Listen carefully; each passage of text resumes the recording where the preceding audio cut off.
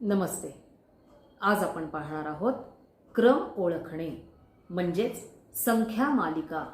संख्यांमधील क्रम ओळखणे या घटकाची आज आपण ओळख करून घेणार आहोत.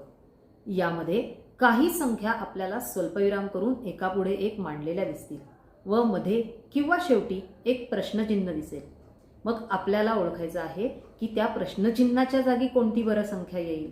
तर असे गणित जेव्हा येईल तेव्हा संख्या मालिकेवरती आधारित हे गणित आहे हे ओळखायचं.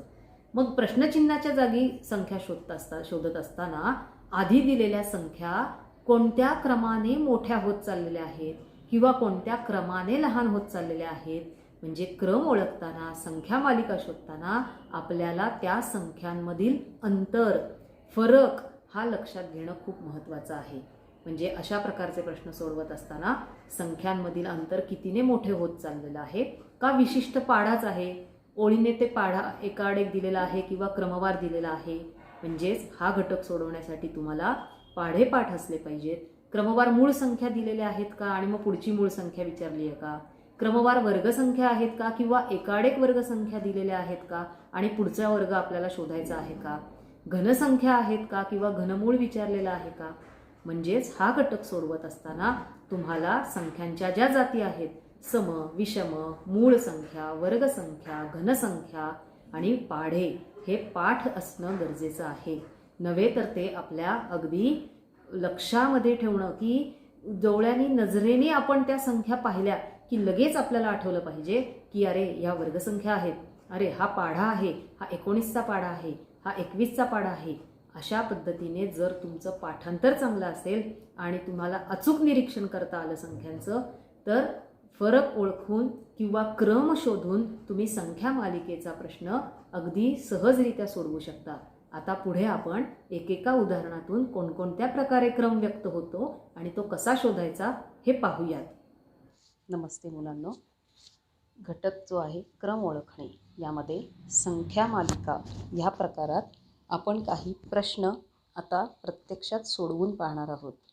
यापूर्वी तुम्हाला त्यात कोणत्या प्रकारचा क्रम किंवा काय वेगळं आपल्याला त्याच्यात माहीत करून घ्यायचं आहे, कुठल्या घटकाची गरज आपल्याला यात लागणार आहे, हे सगळं पाहिलेलं आहे आणि त्यानुसार आता आपण प्रश्न सोडवणार आहोत. बघा, खालील संख्या मालिकेत प्रश्नचिन्हाच्या जागी कोणती संख्या येईल असा त्यांनी प्रश्न विचारलेला आहे. म्हणजेच काय तर संख्या मालिकेत प्रश्नचिन्ह दिलं जातं. असं क्रम ओळखा, दिलेल्या क्रमात येणारी संख्या ओळखा असा प्रश्न न विचारता संख्या मालिकेत प्रश्नचिन्हाच्या जागी कोणती संख्या येईल याचाच अर्थ या प्रश्नावरनं, सूचनेवरनं आपण लक्षात घ्यायचं की हे क्रम ओळखणे किंवा क्रमसंबंधाशी संबंधित गणित असणार आहे. मग पहिलं दिलेलं आहे त्यांनी 3 नंतर आहेत 6, नंतर 12 आणि मग 24 आणि त्यापुढे प्रश्नचिन्ह दिलेलं आहे.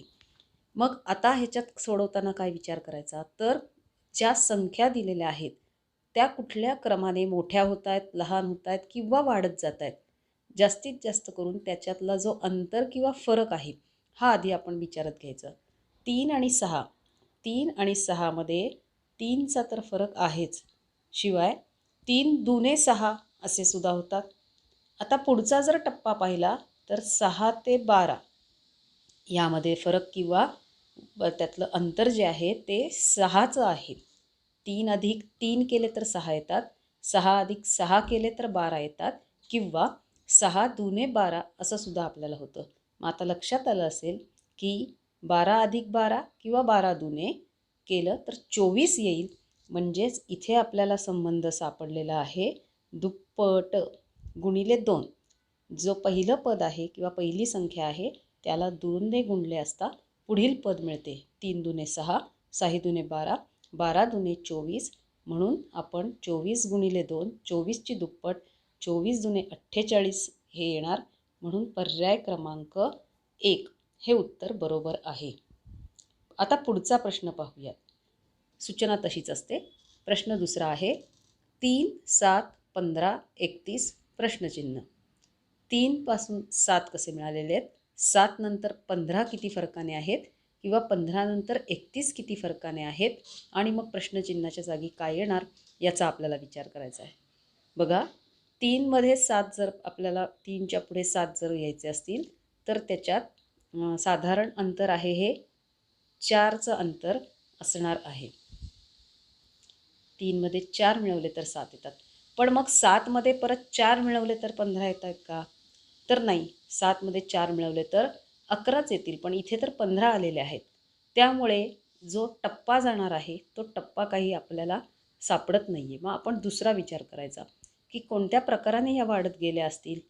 तर तुमच्या असं लक्षात येईल की आत्ताच सोडवलेल्या उदाहरणावरनं लगेच लक्षात येईल की 3 दुने 6 आणि अधिक 1 म्हणजे आपण एखाद्या ह्याची दुप्पट केली, आधीच्या पदाची दुप्पट 3 दुने 6 आणि त्याच्यामध्ये 1 मिळवला तर पुढचं पद मिळते. 3 दुने 6 अधिक 1 7 आलेलं आहे.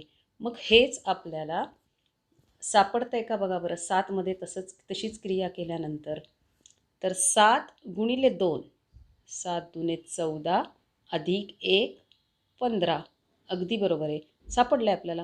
आता 15मध्ये हीच क्रिया केल्यावर 15 गुणिले 2 15 दुने 30 अधिक 1 31 तेही आलेले आहेत. आता आपल्याला मुख्य प्रश्नचिन्हाच्या जागी काय येणार आहे बघा. क्रम काय सापडला आहे तर दुप्पट अधिक 1. मग करा बरं. 31 गुणिले 2 31 दुने 62 येतात. बे एक बे एककाला गुणल्यावरती आणि दशकाला गुणल्यावर बेत्रिक 6 किंवा 30 दुने 60 आणि 1 दुने 2 62 अशा पद्धतीने पण आपल्याला जमेल. अधिक 1 मिळून होतात 63. ते आहेत पर्याय क्रमांक 3ला. त्यामुळे याचं उत्तर आहे पर्याय क्रमांक 3. आता पुढचा प्रश्नही पाहूयात.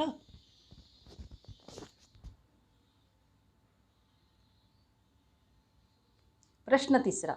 4 44 444 4444. बघा, लगेच लक्षात येते की पहिल्यांदा एक अंकी संख्या 4ने झालेली आहे. नंतर आता 2 अंकी संख्या आलेली आहे, पण 2 वेळा 4 घेतल्यामुळे 3 अंकी संख्या झालेली आहे 444. पण अंक परत तेच आहेत 444. आता हजारचं स्थान वाढलेलं आहे. 4 वेळा घेतलेले आहेत म्हणजे निश्चितच क्रम काय वाढणार आहे तर 5वं स्थान वाढणार आहे. म्हणजे दशहजाराचं स्थान येणार आहे आणि त्यात 4च येणार आहेत. मग असा पर्याय कुठे आहे तर बरोबर लगेच आपल्या लक्षात येईल की पर्याय क्रमांक 3मध्ये 44,444 हे आपल्याला लगेच सापडत आहेत. पुढे पाहूया. प्रश्न 4. 19 23 29 आणि 37. आता 19 23 29 37 या आपल्याला मूळ संख्या हे लगेच लक्षात येईल. पण त्या क्रमवार मूळ संख्या आल्यात का तर 19 नंतर 23 ठीक आहे, बरोबर आहे. 23 नंतरची 29 पण बरोबर आहे. पण 29 नंतर 31 ही मूळ संख्या येते, ती त्यांनी घेतलेली नाही. 37वर गेले. याचा अर्थ ह्या क्रमवार मूळ संख्या असा इथे क्रम सापडणार नाही.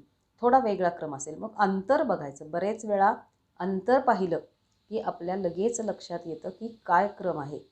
19मधून 23 19मध्ये किती मिळवल्यावरती 23 येत आहेत 20 21 22 23. अगदी बरोबर आहे. अधिक 4 केले की 23 येतात. आता 23मधून 29 शोधा बरं. 23मध्ये किती मिळवल्यावर 29 येतील. 23च्या पुढे 29पर्यंत मोजा. 24 25 26 27 28 29 अधिक 6 केले की आपल्याला 29 मिळतात. आता 29 अधिक किती केल्यावर 37 मिळतील. 29च्या पुढे गेल्यानंतर तर 29 अधिक 8 असे केले तर 37 हे उत्तर येतं. मग आता काय दिसतंय तर पहिला 4चा फरक आहे, नंतर 6चा फरक आहे, त्यानंतर 8चा फरक आहे. मग आता कितीचा फरक येणार आहे 4 4 आणि 2 6 6 आणि 2 8 8 आणि 2 10चा फरकाने वाढणार आहे.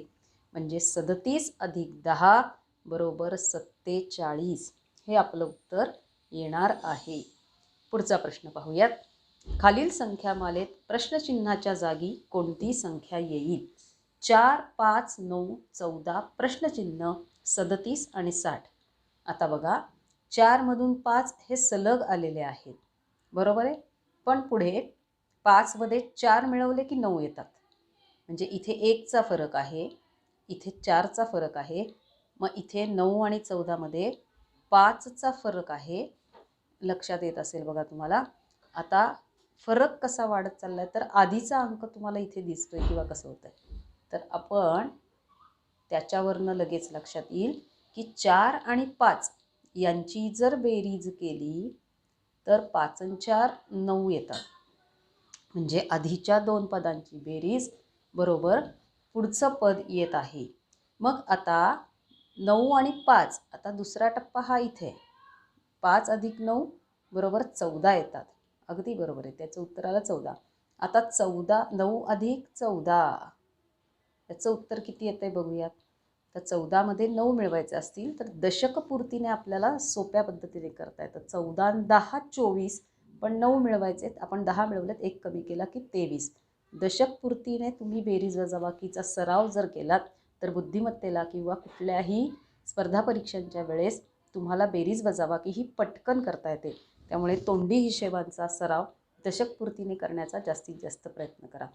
पण आधी पुढे पण बघूयात आपण की इथे जर मी 23 घेतले तर पुढचा क्रम जुळतोय ना, एकदा पडताळा घ्यायचा, खात्री करायची आणि मगच आपण पुढे जाणार आहोत.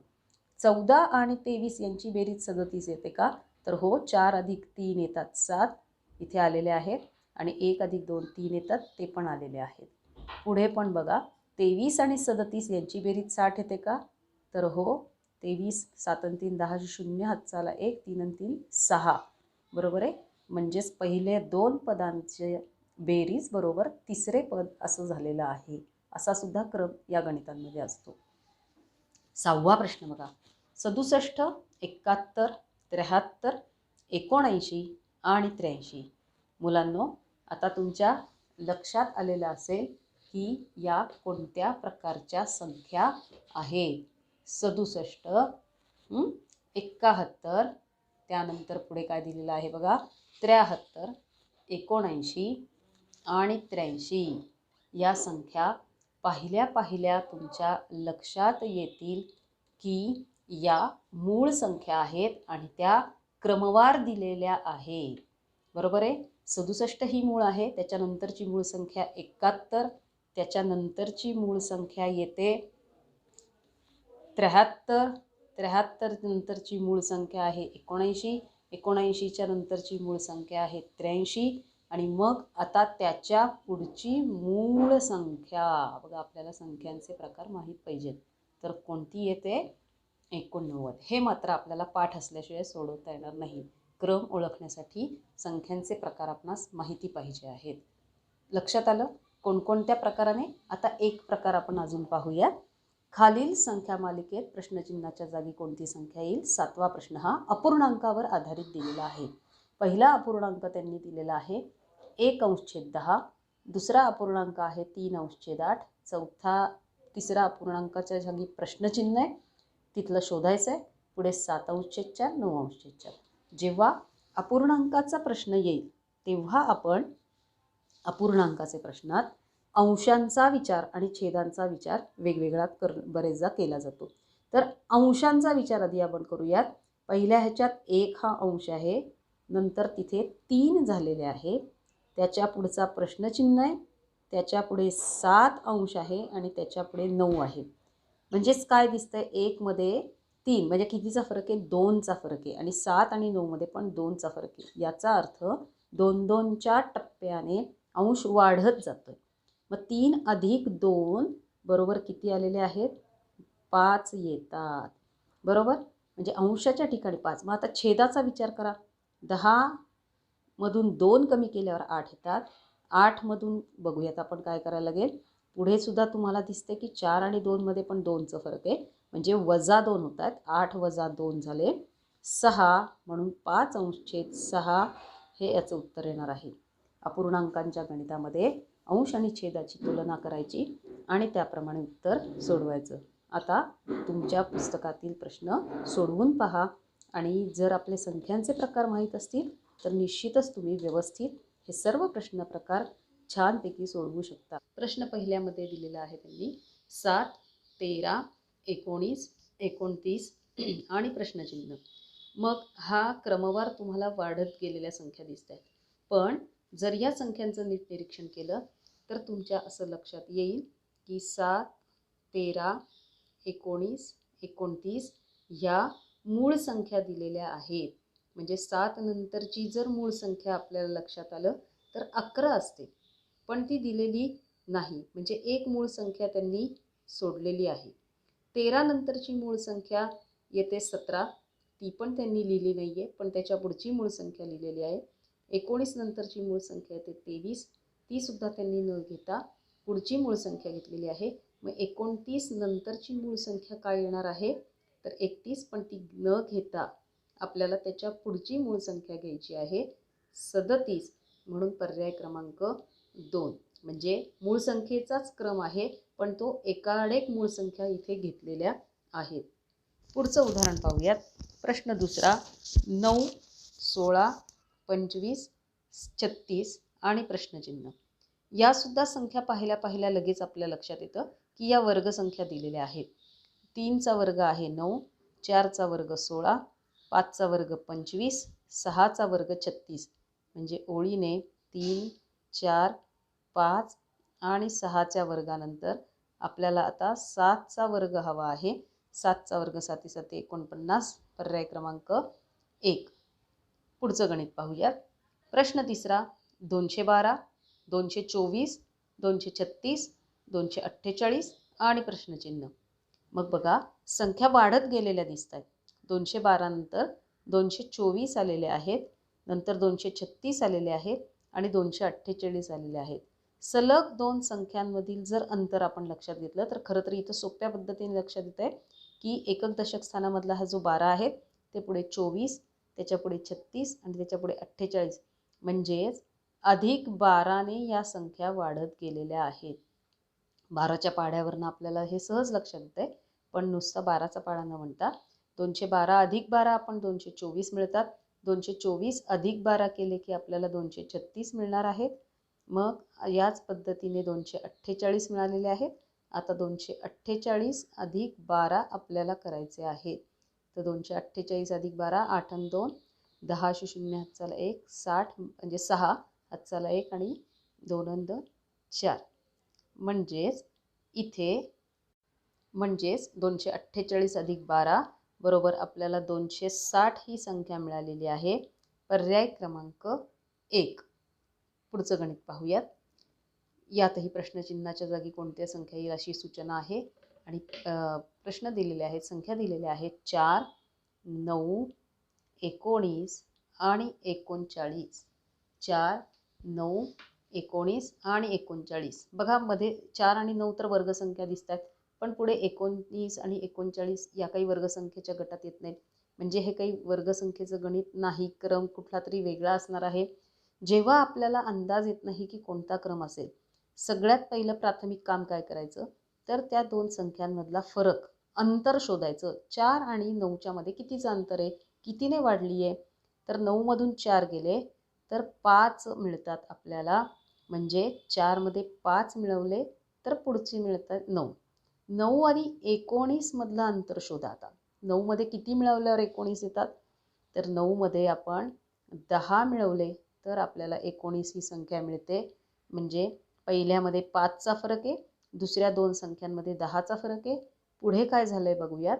19 आणि 39 मध्ये कितीचा फरक आहे, 19 आणि 10, 29 आणि 10, 10च्या टप्प्याने आपल्या लक्षात येईल की येथे 20चा फरक आहे. आता जो फरक आलेला आहे त्याचं नीट निरीक्षण करा. 5, 10, 20. म्हणजेच बघा, 5, 10, 20 हे वाढत गेलेलं आहे. 5 दुने 10, 10 दुने 20. त्यामुळे आता 40चा फरक इथे पाहिजे. म्हणजे 39 आणि पुढची संख्येमध्ये 40चा फरक पाहिजे. म्हणजेच 39 अधिक 40 जर केले तर आपल्याला 79, पर्याय क्रमांक 1 हे उत्तर मिळेल.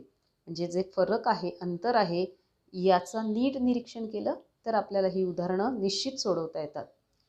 पुढे त्यांनी आता मोठी संख्या मला दिसतीये बघा, आणि मध्ये प्रश्नचिन्ह दिलेलं आहे. 2, 2, 4, 3, 6, 5, 8, प्रश्नचिन्ह 10, 11, 12. जेव्हा अशी बरीच मोठी संख्या मालिका तुमच्या समोर येईल, असंच असेल असं नाही, पण बरेचदा येते, तेव्हा थोडा जरा वेगळा विचार असतो. बघा, इथे त्यांनी 2 आणि 2 सलग दिलेले आहेत. मग 4 3 मध्येच मोठा अंक आलाय 4, परत लहान अंक आलाय 3, परत 6 मोठा आणि 5 लहान. याचा अर्थ थोडं काहीतरी इथे वेगळं केलेलं आहे. काय केलेलं असतं अशा वेळेस? तर अशा वेळी बरेचदा एकाआड एक संख्यामाला अंकांचा विचार केलेला असतो. म्हणजेच 2 2 नंतर एक संख्या सोडून आली 4, 4 नंतर 6, 6 नंतरचा एक अंक सोडून 8, 8 नंतरचा 10 आणि 10 नंतरचा 12. आणि दुसरी एक संख्या मला त्यातच अंतर्गत मिक्स केलेली असते, असं आपण म्हणूयात की 2 नंतरचं हे 3, 3चा संबंध आहे 5शी, 5चा संबंध येणारे प्रश्नचिन्हाच्या जागी आणि नंतर आहेत 11. मग आता काय दिसतंय बघा, तर 2 खालून बघूया. 2 आणि 4, 2 अधिक 2 4, 4 अधिक 2 6, बेत्रिक 6, बेचोक 8, बेपंचे 10, बेसक 12, अधिक 2 ने ही संख्यामाला वाढत जात आहे. पण वरच्या संख्या मालिकेत काय होतंय, तर 2 आणि 3 मध्ये फक्त 1चा फरक आहे. बरोबर आहे. 2 अधिक 1 3 येतात. आता 3 अधिक 2 केल्यावर 5 येतात.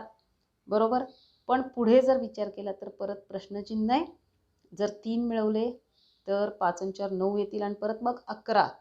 मग इथे काहीतरी 1 2 3 4 हे जुळणार नाही. तर काय दिसतंय की तुम्हाला 2, त्यानंतर आलेला 3, नंतर आलेला 5 ह्या मूळ संख्या तुम्हाला इथे लक्षात येतील. मग 2 3 5 नंतर येणार आहे 7 आणि 7 नंतरची मूळ संख्या 11.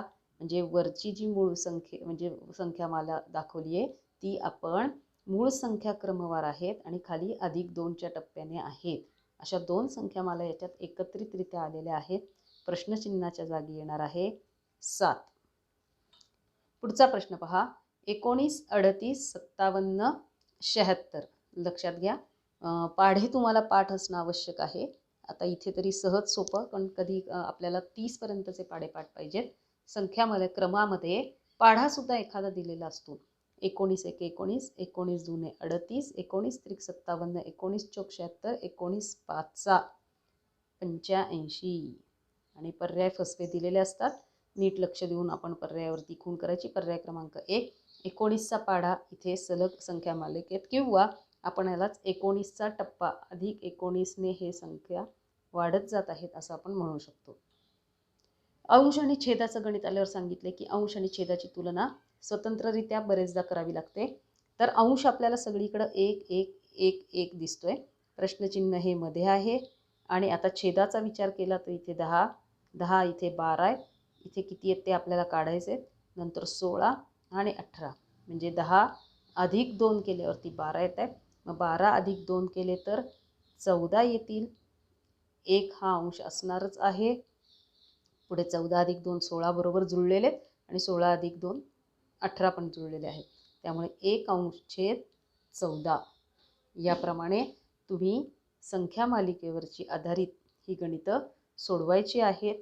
अगदी छान विचार करून सगळ्या संख्या आपल्या मुख्यतः पाठ पाहिजेत. मूळ संख्या, घनसंख्या, वर्गसंख्या ह्या जर आपल्या पाठ असतील तर संख्यांवरची सर्व उदाहरणं आपल्याला व्यवस्थित सोडवता येतात. सगळ्यांना ऑल दी बेस्ट. थँक्यू.